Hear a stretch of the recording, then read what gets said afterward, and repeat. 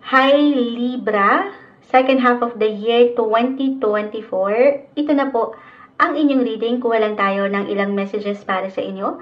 As usual, mensaheng gabay lamang po. Ano nga bang parating? Anong ganap? Anong mensaheng gabay ang maiwan natin para sa inyo?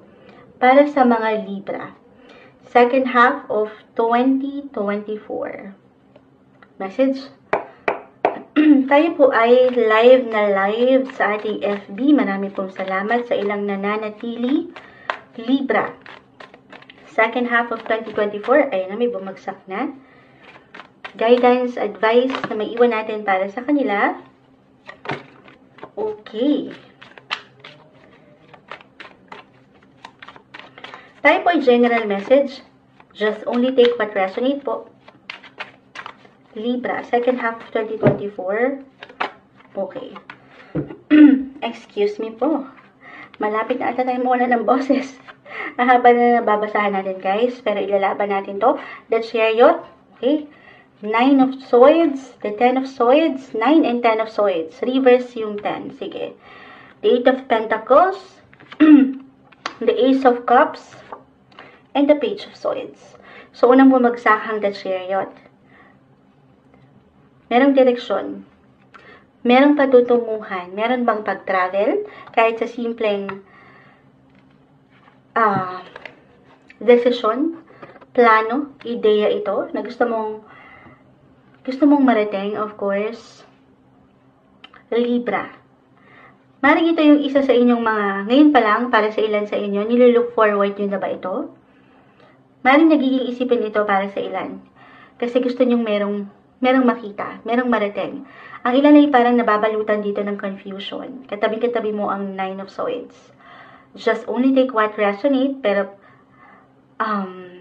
yung pakiramdam na hindi mo alam kung andito ka ba sa tamang direksyon or tamang posisyon, relasyon, may ilang pagtatanong akong nakikita. Ang ilan ay maring hindi pa napagtutulog. Kumbaga, yung pressure. Sa mas praktikal, halimbawa, kung kayo mga fresh graduates, ayan, yung mga, andyan yung mga pakiramdam na halo-halo, paano ka magsisimula? Ayan, ito na yung pagharap nyo sa realidad ng buhay, sa labas ng bahay ni Kuya. Ay, si Kuya, si Big Bros, ang ating nag-iisang creator. Huwag kayong kabahan, huwag kayong pangambahan. Uulitin ko yung una kong na-mention, mayroong patuloy na movements. Aalisin dito, Libra, yung ilang pangamba na alam mo hindi makakatulong para sa'yo. The 10 of Swords Reverse. Napakagandang indikasyon na ito ay temporary lang. Okay? Or maybe kailangan mo marinig na yes, it's okay. Very normal. Your feelings are valid. Kung ano yung emotion na umaangat dyan. Damahin mo yan. Feel your emotions. Lalo pa kung andito ka sa punto, ayan. Pakita natin sa live. Tayo pa yung live na live. May ilang, para bang isipin, nape-pressure sa buhay. Yes, marami kang gustong bigyan ng pag-aksyon. The Page of Swords, Ace of Cups, both are in reverse. Marami kang ideya. Marami kang gustong gawin. Marami kang gustong mapuntahan, makilala. But at the same time, para sa ilan, maaring merong nag-hold back sa inyo. So, dito pa lang tayo, no, sa usaping travel, na merong kasangay, parang merong sangay. Ano daw yun, Moonchild? Parang, oo, malalim ang Tagalog ni Moonchild.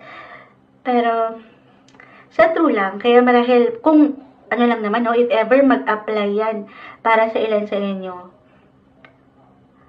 Libra, mari kasing nagbibigay diin dito, nag-emphasize dito para sa inyo kung paano kayo mag-isip.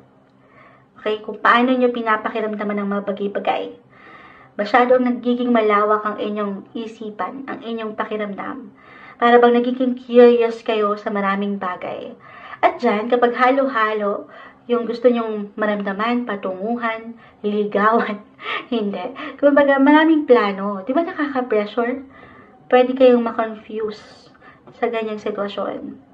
I feel you. O, naramdaman ko na rin yan. Been there, done that. Easy lang. Kalma. Okay? Hindi nyo kailangang madaliin. Lalo pa nga po kung kayo, halimbawa, hinalimbawa ko na kayo mga fresh graduates or nagsisimula pa lang sa buhay. Kumbaga, starting from day 1 or starting from scratch from day 0. Ayan. Hindi naman nabubuo ang isang building, ayan, nang hindi po ito nasisimulan sa una. Unti-unti, okay? Iwas kayo sa pressure, iwas kayo sa pwedeng marinig, sa opinion, or sa kung anong nakikita nyo sa ilang tao. Diba? True yan, kahit pa, in a way, pakiramdam mo, hindi ka naman naapektuhan, pero, somehow, andyan yung, andyan yung pressure. So, hanggat kaya, umiiwas muna kayo. Gaano man kalawak ang inyong pag-unawa rin na aangat ngayong second half of the year, Libra. Iwas kayo sa alam yung hindi makakatulong for now. Okay? Kung ito ay may iwasan naman, itong ilang tao ba ito? Kailangan nyo meron ditong i-release yung ilang negativity. Na alam nyo, sa palagay nyo, okay? Kung alam nyo hindi makakatulong sa inyo, huwag nyo munang i-entertain. Okay? Huwag nyo pansinin. At mag-focus kayo sa inyong sarili. The Eight of Pentacles po ay narito. This one is in reverse. Isang indikasyon or maybe isang message na pagtutuunan ang sarili. Walang imposible. As long as meron kang focus, okay? May pagkasobra pa nga yan. Dito yung blessing of work. Maring dito na lang kayo higit na maglaan ng inyong atensyon. Or maybe, dito nyo iaalay ang inyong intensyon. Kung nasaan ang tunay nyong goal. Mag-focus kayo sa inyong sarili. At wag dito sa ilang pakiramdam o ilang ganap ng ilang tao sa inyong paligid. Mind your own business. In short, I know nagiging diretso ang Moonchild, pero meron at meron kayong direksyon na patutunguhan. Okay? Positive lang tayo. Okay. Meron ditong pag-workout, other messages. Bilang na-mention ko na yung fresh graduates, about education. Or, meron ba kayong nais matutunan pa? Andito yung curiosity, Page of Swords, bigyan ng pag-aksyon kung saan meron kayong ma-experience na sobrang mag-a-apply kung kayo nakapakinig kanina lang sa mga Gemini. Maging ano pa man yan, na gusto nyong matutunan, kahit sa simpleng trainings lang ito, seminar, kahit over the net, maging ano man ang edad nyo, wala naman sa edad ang pag-aaral. Hindi pa huli ang lahat. Parang meron kayong gustong i-workout eh. Lalo pa kung natigil kayo, in a way, mabibigyan kayo ng oportunidad, Moonchild, excuse me po, na maipagpatuloy yan, or mailaban yan. Okay? So, travel ang umangat, merong opportunity guys, meron at merong parating na oportunidad when it comes to travel. Second half. Or talagang ang ilan sa inyo, maring andito na yung kagustuhan na naising lumipad. Darna, ikaw ba yan? Charis. Lumipad sa ibang ibayo. Lalo kung andito yung, sa palagay nyo parang stock up kayo. Maybe isang sign na ito, why not? Try to move out. Galaw-galaw din tayo. Sabi ko nga, I've been there, done that. Yung ilang confusion ng buhay. At sa true lang, hindi siya madali. Na-stuck ako dyan ng matagal na panahon. Kaya ilaban mo ito, Libra, laksan mo ang iyong loob. Okay? Sa pagkakataong ito, kailangan tulungan mo ang iyong sarili. Siyempre pa. Dahil merong naghihintay sa'yo. Makakaalis ka dyan. Merong patuloy na progreso. Kaya naman minsan, nape-pressure tayo. Possible. Maaring ngang maiba pa, okay? For some of you, maaring maiba yung inyong mga pananaw sa buhay. I mean, para bang, gusto nyo mag-explore in short. Gusto nyo pang merong matutunan, mapuntahan. And you will be inspired. Pero you have to take the risk. Kailangan mong mag-step. Kailangan mo lang humakbang dito. Okay? Pagkatiwalaan ang iyong kakayanan at magpakita ka sa mundo. Ayan. Ano pa bang ma-add natin? Puro travel, Or sa work, patuloy na pagka-busy. Marahil, ito yun, isang indication lang din. Biglang pumasok sa isip ko. Maglaan din po kayo ng oras.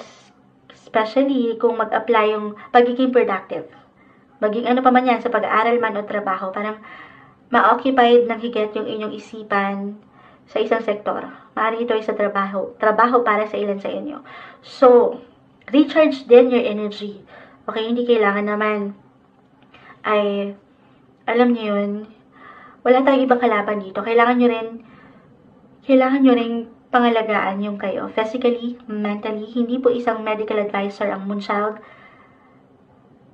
Pero you have to be ready. Okay? Kasi meron tayong nakikita ditong malapit nang magbukas na oportunidad para sa inyo.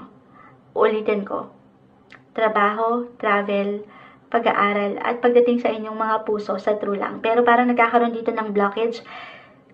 Nakakuha tayo ng ilang reversal dahil na rin marahil, sabi ko nga, kailangan maging handa ka, maging buo ka.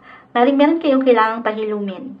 Physically, mentally, emotionally, or even financially, you have to be ready. Gaano magminsan, parang ready tayo.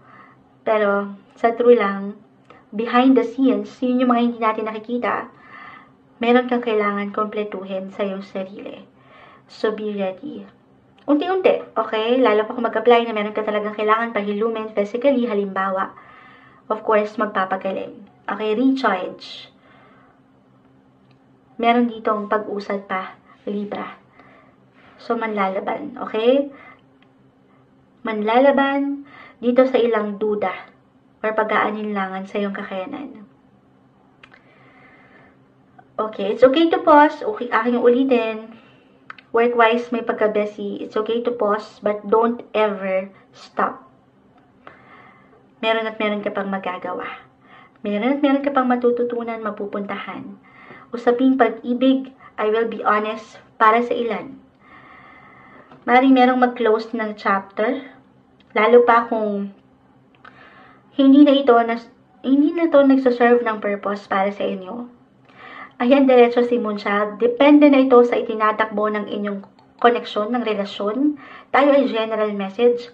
Again, kung wala na dito at naiiwanan lang kayo ng, confusion, hindi kayo napagtutulog, at napupunta minsan sa feeling depressed na ayaw natin. Maybe this is a sign for some of you to release, to let go. Pero, kasi ulitin ko, andito pa naman po yung pag-workout. Kung andito pa, as a Libra, you're all about balance. Ito yung hinahanap mo, yung may pagkakalma, may pagka-peace, yung harmony. Kung alam mo naman na pwede pang ilaban, okay? Para bang, lalo pa kung matagal na rin kayo at pinagtibay na kayo ng ilang panahon at pagkakataon, may sasalpa pa to. May paghilom, sabi ko nga, kailangan nyo lang maging buo sa isa't isa.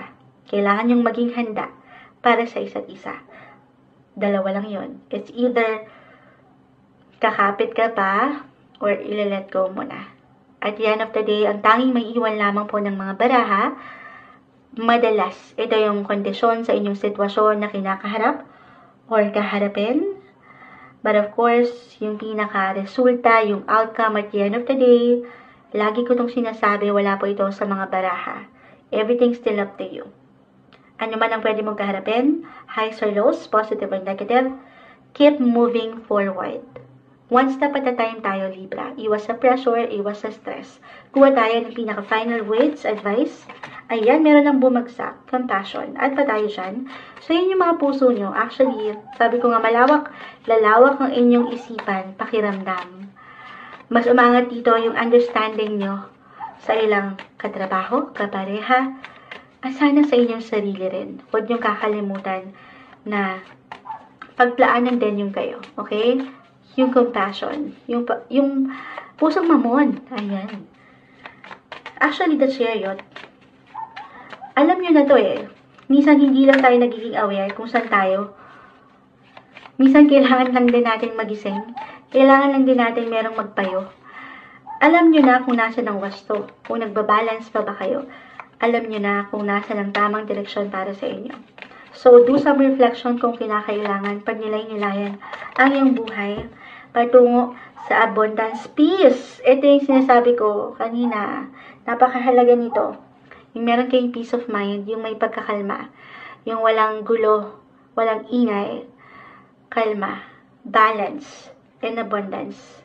Sa ilang sektor na aking na-mention, yung oportunidad na pwedeng magbukas para sa inyo, hindi imposible na yan po ay magdala para sa inyong ikaangat pa, patungo sa inyong patuloy na ikasasagana, sa inyong abundance. I-claim na natin yan para sa inyo. Patuloy na manlaban, patuloy na maging positibo ngayong second half of the year 2024, Libra.